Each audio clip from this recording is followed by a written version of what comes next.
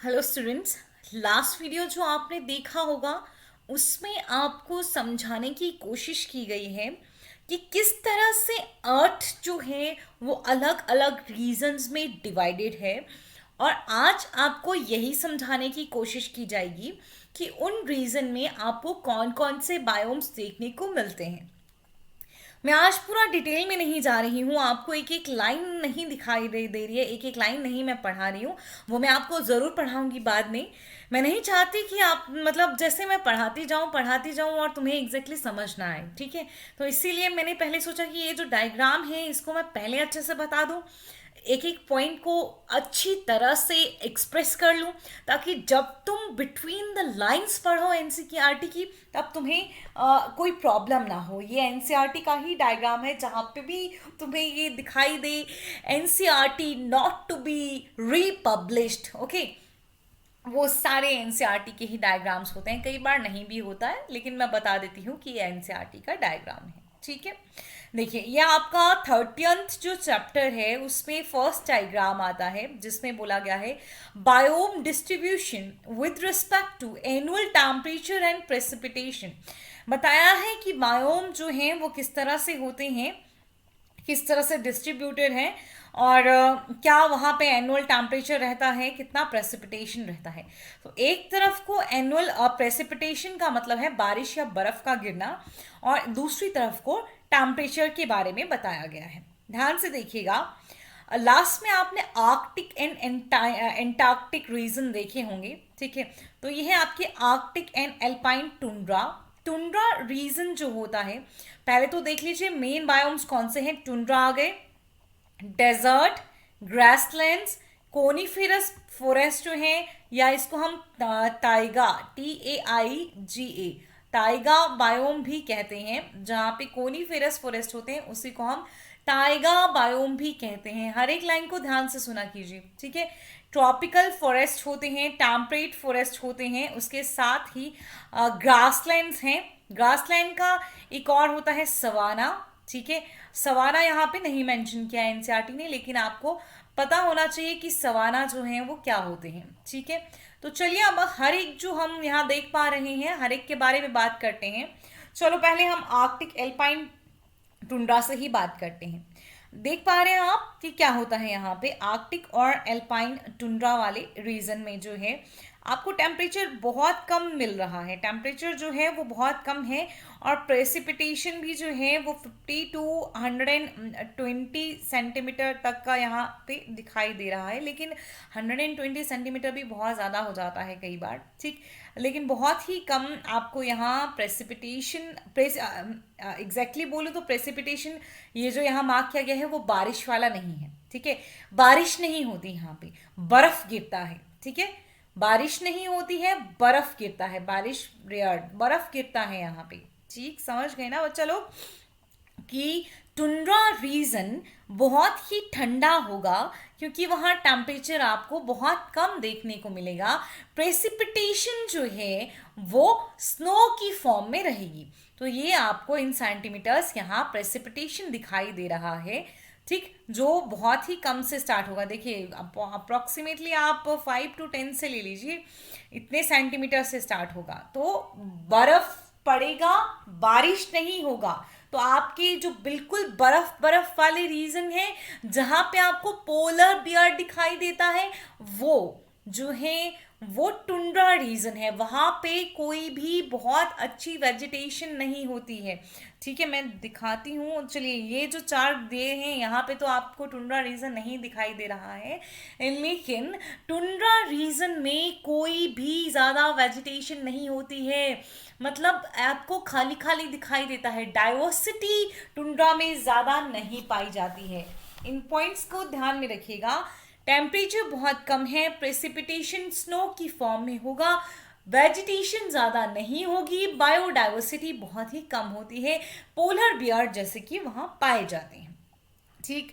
उसके बाद हम बात करते हैं, अगर हम एक इस तरह से भी बात करें, एक माउंटेन की बात करें, हम एलिवेशन के हिसाब से चलो नहीं देखते हैं, हम देखते हैं किसके हिसाब से, अपने ग्लोब के हिसाब से, ठीक है। तो पोलर रीजन ये यहाँ पे क्या आ गए, नॉर्थ एंड साउथ पोल, तो ये आ गए पोल, ठीक है। मेनली नॉर्थ पोल पे आपको टुंड्राज देखने को मिलते हैं, साउथ पोल पे भी बहुत जगह क्या होगा, बर्फ होगा कि नहीं होगा, ठीक है, हो सकता है अंटार्कटिका में बर्फ होता है कि नहीं होता है, ठीक। तो यहाँ पे वेजिटेशन नहीं दिखाई देगा आपको, ज़्यादातर आपको बर्फ ही बर्फ सब तरफ को दिखेगा। बहुत छोटे छोटे अगर कहीं पे पेड़ दिख गए तो वो अलग बात है, अदरवाइज नहीं होते हैं, ठीक है, बहुत कम होते हैं। इसके बाद हम बात करते हैं कोनीफेरस फॉरेस्ट की। तो कोनीफेरस फॉरेस्ट, जिसको मैंने टाइगर रीजन भी कहा, यहाँ पे जो रीजन रहता है, इस रीजन पे होते हैं कोनीफेरस फॉरेस्ट। ये मैंने बहुत बड़ा ले लिया, ठीक है, लेकिन इतना बड़ा नहीं लेना चाहिए था, मतलब यहाँ पे टेम्परेट रीजन को भी मैं एग्जैक्टली इंक्लूड कर रही हूँ, ठीक। तो टुंड्रा रीजन से थोड़ा सा नीचे आपको कोनीफेरस फॉरेस्ट मिल जाएंगे और ताइगा मिल जाएगा। दरअसल यहाँ क्या होता है, टुंड्रा में जैसा कि हमने अभी पढ़ा कि टुंड्रा में सिर्फ और सिर्फ ठंडी होती है।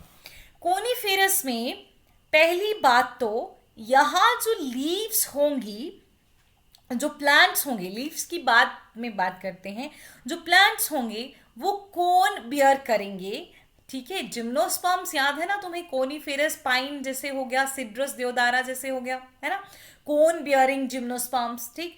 तो कोनीफेरस फॉरेस्ट ज्यादातर होंगे, देवदार के पेड़ होंगे, चीड़ के पेड़, पाइन ट्रीज जो हैं वो हमको कोनीफेरस फॉरेस्ट में देखने को मिलते हैं। ये ताइगा बायोम होता है, एग्जैक्टली ताइगा बायोम में टेम्परेचर इसमें भी बहुत ज़्यादा नहीं है, टेम्परेचर कम रहता है, ठीक, लेकिन फिर भी एज कंपेयर टू टुंड्रा थोड़ा सा ज़्यादा होता है, और प्रेसिपिटेशन यहाँ पे थोड़ी ज़्यादा रहती है टुंड्रा से, प्लस यहाँ पे बर्फ भी गिरती है, बारिश भी हो सकती है और कभी कभी गर्मी भी हो सकती है। लेकिन खास बात आप क्या ध्यान रखेंगे कि ताइगा में ज़्यादा लंबा पीरियड जो है वो विंटर्स का रहता है, जो समर्स हैं वो बहुत कम टाइम के लिए होते हैं। क्या बोला मैंने, ताइगा में ज़्यादा लंबा पीरियड जो है वो किसका रहता है, विंटर्स का, और समर्स जो हैं वो बहुत कम रहते हैं। चल गया पता, टुंड्रा बिल्कुल ठंडा है, पूरा साल ठंडा रहेगा। ताइगा में आपको कोनीफेरस फॉरेस्ट तो देखने को मिलेंगे, उसके साथ साथ आपको जो है वहाँ लंबी विंटर्स और शॉर्ट समर्स देखने को मिलती हैं, ठीक है। अब कोनीफेरस फॉरेस्ट के साथ हम बात करते हैं ट्रॉपिकल। देखिए कोनीफेरस फॉरेस्ट जो है ज़्यादातर हमको ये फॉरेस्ट टेम्परेट वाले रीजन में मिलते हैं। कहाँ मिलते हैं, टेम्परेट रीजन में ही हमको ज़्यादातर कोनीफेरस फॉरेस्ट देखने को मिलते हैं, ठीक।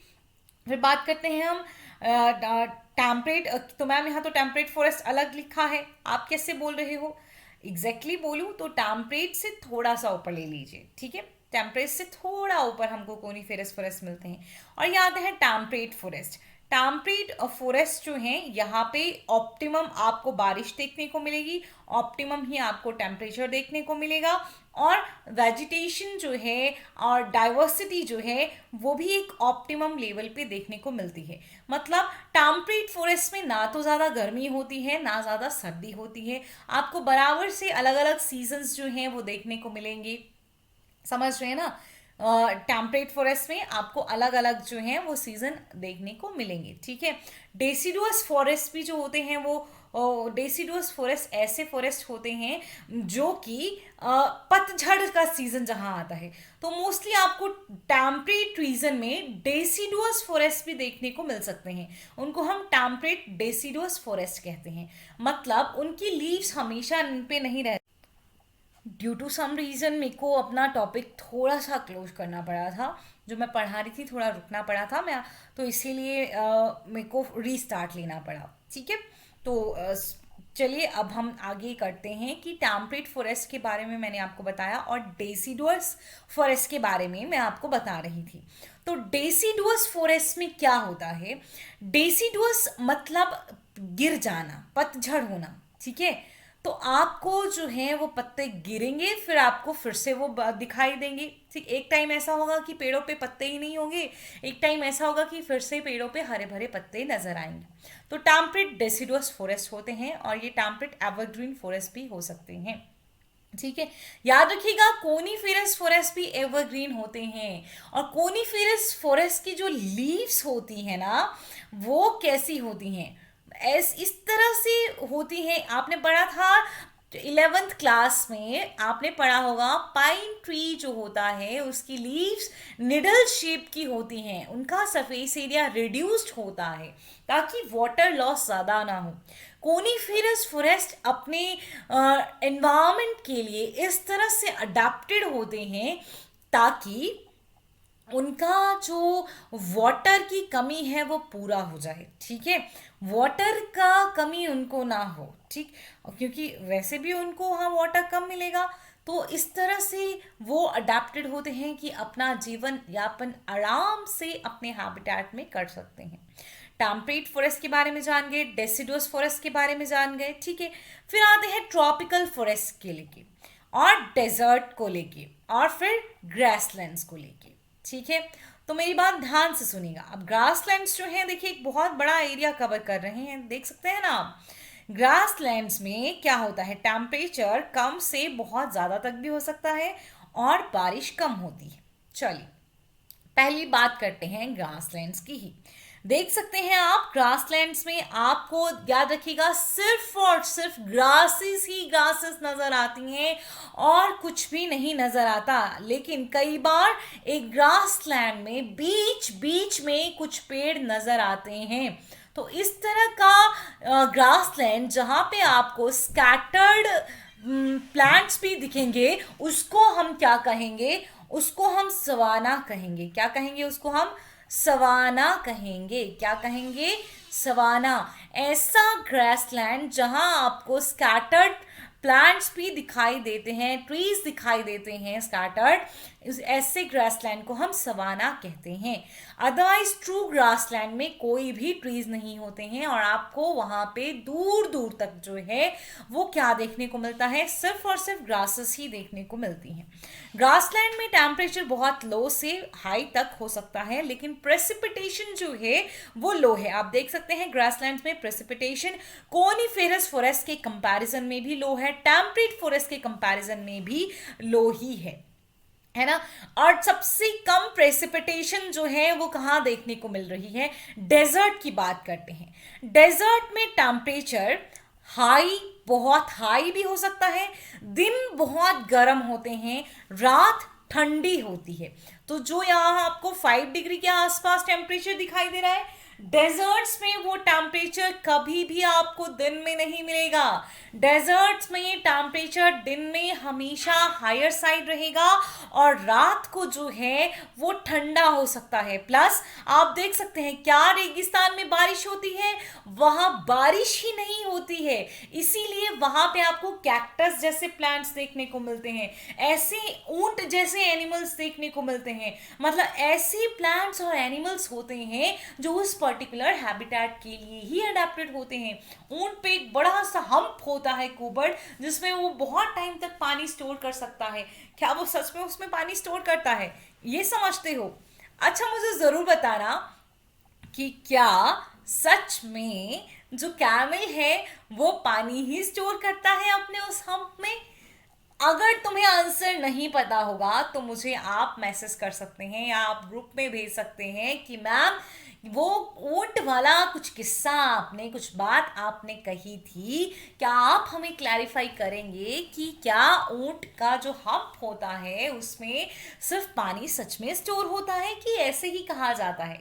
कैसे ना कैसे वो पानी तो स्टोर करता ही है, ये तो सच बात है। ठीक है, तो डेजर्ट में बहुत कम से बहुत ज़्यादा टेम्परेचर हो सकता है, लेकिन वहाँ दिन में गर्मी रहती है, और रात में जो है वो ठंडा ठंडा हो जाता है।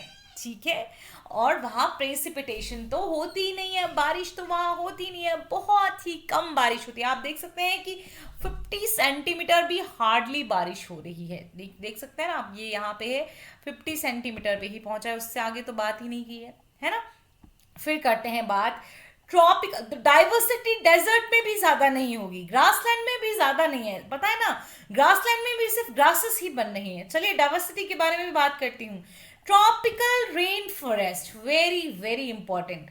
ट्रॉपिकल रेन फॉरेस्ट, अमेजोन के जो जंगल हैं वो भी ट्रॉपिकल रेन फॉरेस्ट है। इंडिया में भी बहुत सारी ट्रॉपिकल रेन फॉरेस्ट है। आप देख सकते हैं कि यहाँ सबसे ज्यादा बारिश है, जहां पे तो बाकी बायोम्स में बारिश पहुंच भी नहीं पा रही, जहां इस पे स्टार्ट हो रही है। सबसे ज्यादा बारिश होती है ट्रॉपिकल रेन फॉरेस्ट में। यू कैन सी 450 सेंटीमीटर्स के आसपास तक पहुंच रही है ना।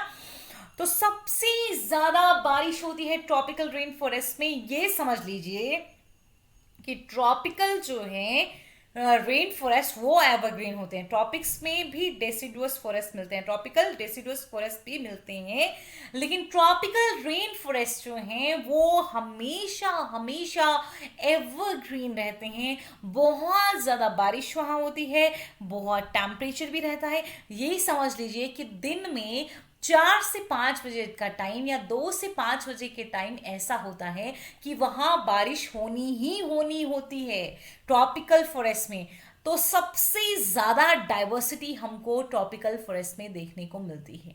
और ट्रॉपिकल फॉरेस्ट में बहुत बहुत डेंस आपको फॉरेस्ट कवर देखने को मिलता है। कैनोपी जो होती है प्लांट्स की, बड़े बड़े प्लांट्स होंगे, बड़ी बड़ी उनकी कैनोपी होगी, और पूरा का पूरा जंगल ऐसे होता है ना, अगर आप ऊपर से देखने लगेंगे तो आपको पेड़ों के अलावा उसके अंदर क्या है, क्या लाइफ है, कुछ दिखाई नहीं देगा।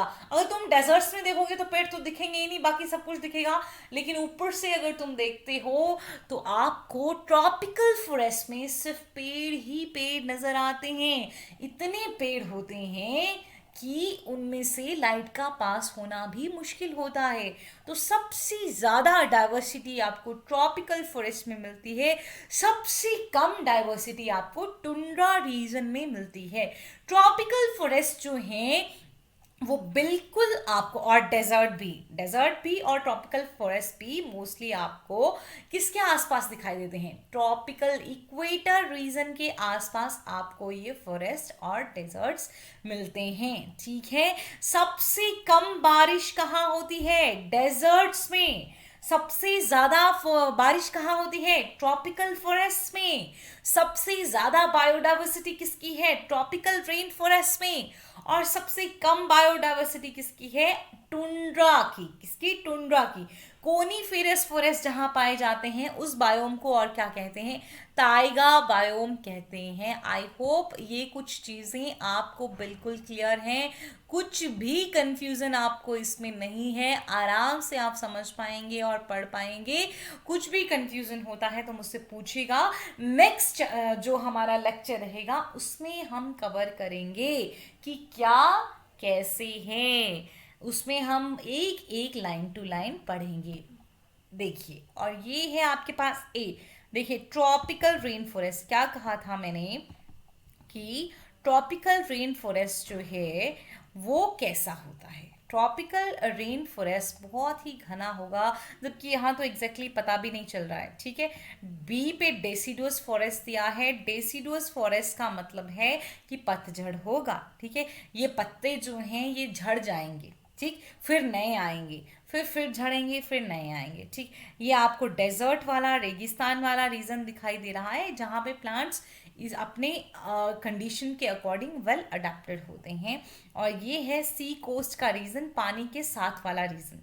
हालांकि मैरीन और फ्रेश वाटर बायोम भी होते हैं, पानी का अपना एक अलग बायोम है। ठीक है, ये तो हमने टेरेस्ट्रियल सरफेस पे बायोम की बात की है। ठीक है, यहाँ एक्वाटिक बायोम की बात नहीं की। अगर हम अर्थ पे देखेंगे तो सबसे बड़ा बायोम तो पानी का ही बनेगा, है ना। 70% अर्थ जो है वो वाटर से कवर्ड है। ठीक, लेकिन यहाँ हम बात कर रहे हैं टेरेस्ट्रियल बायोम्स की, जिनमें आपको ये वाले पिक्चर एनसीईआरटी में हैं, tropical rain forest, deciduous forest, desert and sea coast. I hope आपको ये चीज़ें क्लियर हैं। तो नेक्स्ट हम आगे वाले लेक्चर में